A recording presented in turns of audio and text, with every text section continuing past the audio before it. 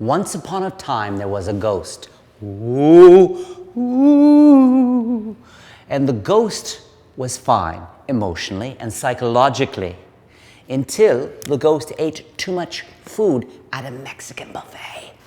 And the ghost soiled itself. And then the ghost wasn't so much ooh, but ooh. And the ghost curled itself up into a ball. And the ghost watched. The ghost wished it could do something special for it. So Criss, bring it in a little bit, just a little bit. I want everyone to see here. Watch. The ghost wished it could do something special. And so the ghost decided, ooh, to disappear. Now, as silly as this might seem, whenever I do this, as silly as it sounds, people always want to look under the watch, which they can do. They can look up my sleeves, and in both hands, it is gone. Tony Slidini, I've mentioned his name before here on the channel. He's got a trick called paper balls over the head, literally called paper balls. I don't believe he ever announced, here's a little trick for you. I call it the paper balls over the head, because that kind of would give it away. The next trick is called you can't see the thread. That's not a good idea for titles for tricks. So what you're going to do is you're going to ball something up and throw it over someone's head. Now, you'd think, well, that's obvious. Well, this is what's cool about this kind of trick is if you're a complete beginner, but you got lots of guts and great timing, you can do this trick. If you're really advanced and you got great timing experience, you can do this trick, okay? But it's sort of what do you do with the technique? How do you make it work the context? Because you will never do it the same way twice. What's the principle? The basic principle is using repetition to condition people to a certain action. And this is used in a lot of different kinds of deceptions in magic. The principle is I have a paper napkin. The principle is I ball it up. The principle is I take it and I put it in the hand and I say, watch very carefully. I'm going to try to make this vanish. Now, just by talking to you and using casual gestures 3 times, you don't have to do it 3 times, but you're going to want to do it a few times, is I ball it up, put it in the hand, and I don't want you to see me put it in the hand. I want it to be slightly obscured by my fingers and the back of my hand. So that it's not a guessing game. You're not trying to tease people to guess, did it go there or not, but you want to condition them to not quite seeing it go in the hand, but to being certain it's in the hand, okay?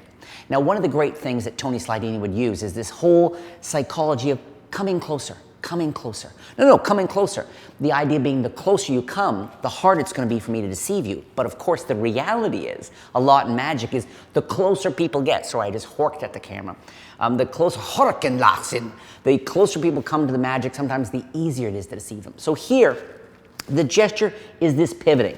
Come in, okay? And you don't say I'm going to make it vanish. You say I'm going to try something really unusual with whatever story. And then at the right moment, what I did with Criss is because I wanted to replicate here in studio the experience of someone, I had Criss come in close enough so that when I did this repeated action, you didn't notice me chucking it over the camera. Now, of course, if you go like this once, twice, and then you go, like this, people are going to immediately know something's wrong in the world. There's been a disturbance in the farts. So you're here. So it's about timing and about, you're going to be chucking it like I said. So you basically say, come on in, lean in. And you want someone to lean right in as you then say, I'm going to try. And you just throw it, just like that. You focus there, you get it gentle, you're here. Now, what I like to do with people is rather than just sort of milk it out like this and make it vanish, is I like to sort of say, watch. You got the hand all puffed out. I come over here, pretend to steal it out, show the watch, and by now everybody is reduced to the kid show magic level where people saying, open the other damn hand, dwarf of wonder, and then I open the hand. Okay, now, you can do that. Everybody around will see it go over the person's head. So you're in a situation where you can make fun of somebody. You could have people laugh or whatever, and then they just turn around. What's, I think, a lot cooler is once you do this, if you can catch other people's eyes who didn't, and you start winking a bit, people go, I think he's having a stroke. People will go, okay, so let's not make a sound. Okay, so the right time, if there's a desk at the office and you can throw it over the desk and it lands on the floor is great. Have somebody else there, you've already asked a pal, I'm gonna throw it over his head and I want you to catch it. You could have a second one, and this is a cool thing I've done a few times. You could have a second one tucked inside a card case that's put on the table the whole time. So after the vanish and it's gone, rather than the person doing this, you can go, open the card case, and they'll go, no. And you open the card case like this, okay, and there it is there. So there's so much you can do with this principle. The last idea I would leave you with, though, is you want to do it with something light like this. Never try it with like a chair. So often magicians feel they have to use large fancy props. It could be a robot named Bert.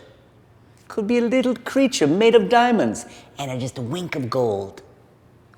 But I'm able to do miracles with a paper towel that looks like I just daubed the tears from a camel.